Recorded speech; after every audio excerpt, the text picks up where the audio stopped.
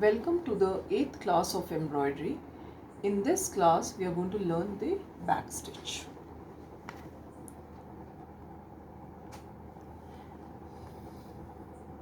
Make a normal running stitch first and go forward.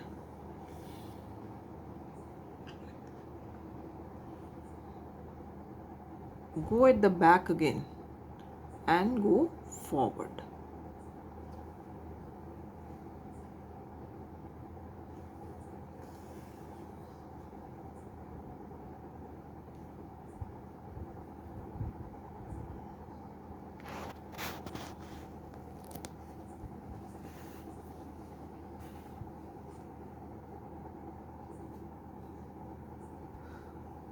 Always you are traveling at the back.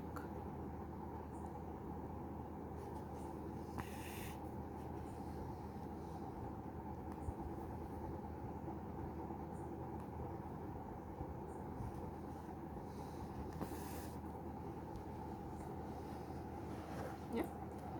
So this is also a very beautiful stitch.